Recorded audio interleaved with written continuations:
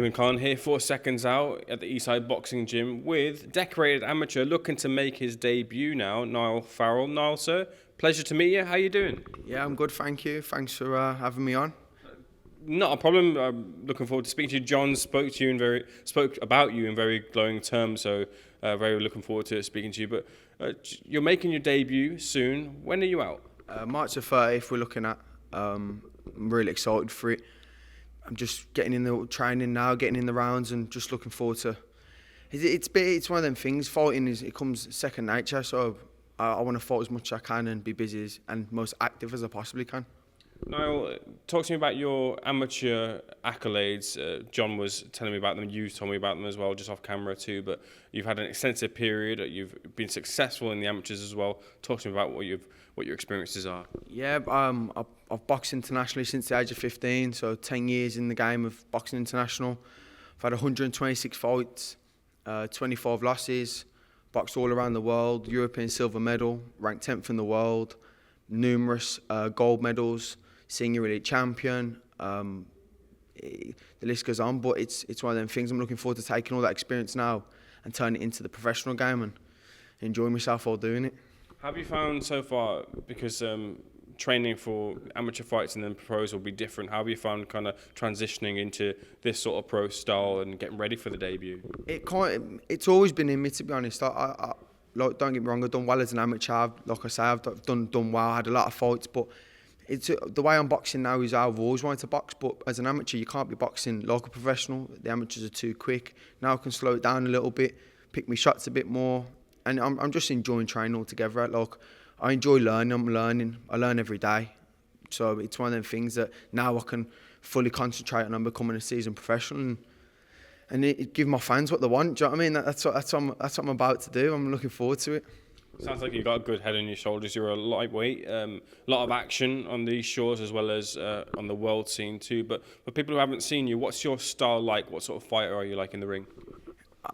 I'm aggressive, but I can box. I pick my shots well, but I also put my shots together well. And I'll take my time. But if I see there's a time that I can get them out there, I'll do it. But I'm not going in now. Like I say, I'm not looking to become 15-0 and then you don't hear me again. I'm looking to become a 30, 40 seasoned professional in the game. Do you know what I mean? I love boxing. This is what I'm doing it for. I'm not doing it for a quick turnaround. I'm in this game for the long haul. You've had extensive experiences and extensive sparring. You were saying to me you sparred the FIs numerous times. Can you talk about those experiences and how you feel those spars brought you on? Yeah, look, sparring professionals it's always good. Do you know what I mean? Look, I've sparred numerous rounds while I was on GB, sparring professionals, and now I'm down here doing more rounds of sparring. You just pick more and more up, and you take your time a bit more. You relax a bit more, and as each spar, you have your good days and bad days. Mainly good days, but I'm just learning. Like I say, I have good days where I'm thinking that's working, and I'll work on this. Then other days I think I need to work more on that. And that's what I'm going to bring all of that into the program with me. So the years and years I've sparred with these top amateurs and top pros, now I'm just going to turn it all into my time now. Quite a number of the previous lot from the Olympic cycle, GB cycle, have come through now. Fraser Clark's coming through, Karis Artingstall, Lauren Price come through. What have you made of their progression so far in the ring? I always knew they'd be special. Do you know what I mean? Like, I've been around them for years. Like, I'm good friends with them. Like, I speak to Fraser a lot. Karis is a message away, so is Lauren. They're all a good group of people. But I feel you know when they're good. Do you know what I mean? They know they're going to do good as a professional, and I can just see them going further and further. And what the good thing is, I can't wait to be next to them side by side, because I'll be exactly the same up on them big shows eventually when the time's right. Do you know what I mean? So I'm looking forward to being next to them once again. But yeah, they're doing well, ain't they? Do you know what I mean? They're doing it for the UK. UK boxing, it's thriving at the moment. Do you know what I mean? It's doing well. New fighters are coming through, and it's exciting to be part of it now. Like, I've always watched on when I was a little. I always wanted to be a professional fighter. Now the time's here. Do you know what I mean? Now my dreams are coming to reality. Ben Whittaker as well. He's a stone's throw away. He's from Wolverhampton, I think it is. He's someone who's started with a bang, had a little injury, but he's looking to come back as well too. Yeah, but good friend of mine. I lived with him for years on GB. Like, we come through the ranks together as an amateur, and I seen him not so long ago. We had a good catch up, and he's a good friend of mine. Do you know what I mean? And like again, another top talent who's coming through, especially Birmingham, Wolverhampton. Do you know what I mean? Like, it's doing good for us. Do you know what I mean? Birmingham's coming through. It really is. Do you feel, because of your experiences, because of what you've achieved so far, that there's a element of pressure to perform in the ring, that debut when it comes round? Do you feel that you have to kind of put a statement out there to say, look, I'm here, I've done this, and I'm going to succeed in the pros as well? I feel like everyone's got pressure. You have pressure day to day. Do you know what I mean? Let alone, like, I'm born to fight. Do you know what I mean? When I go there, I'll do what I have to do to win, get the job done, and then have a good time with my fans, socialise with them. Do you know what I mean? But pressure comes with everything, and I know how to deal with pressure. I've got a good team around me now. Do you know what I mean? That if I was a little bit, then I'd be able to talk to someone, and that's what it's all about. Sometimes you bottle it up, it ain't a good thing to do. Get it out there. I'm a little bit nervous. What you're nervous about, then you talk about it. But I'm more excited. Like I'm a while out. Yeah, I'm 8 weeks out, and I'm still excited. I can't wait to fight. Do you know what I mean? So when fight night comes, I'll be bouncing off the walls. I get that feeling from you. Let's take a look at the world scene. Do you look at who do you currently rate as the best lightweight in the world for your eye?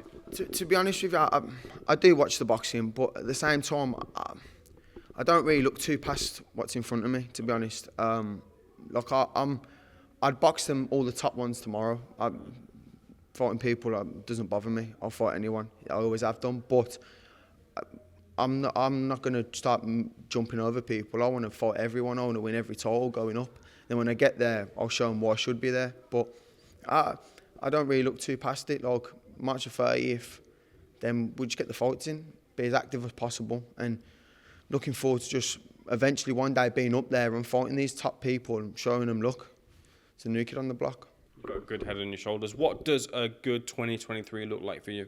Busy, very busy. As busy as possible, learning every single day, every single fight, and just enjoying the sport and just being active. That's the big thing for me this year. I want to be as active as possible, getting me ready for them for a big 2024. Niall, you're certainly going to be one to watch. Can I ask you, what's your motivations in the pro ranks? What's the thing that makes you tick?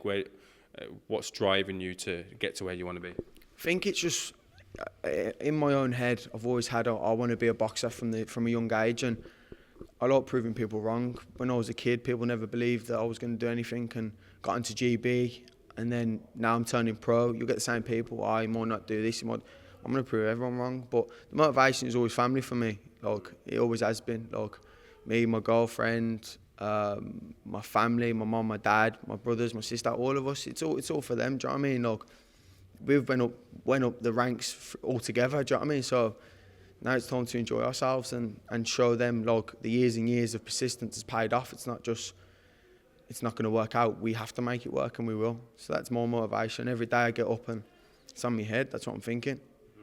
No, it's been really good to speak to you. You've maybe amped up to see your fight and watch your fight. So looking forward to that. Definitely one to watch. Thank you so much for speaking to Seconds Out. We'll speak to you very soon.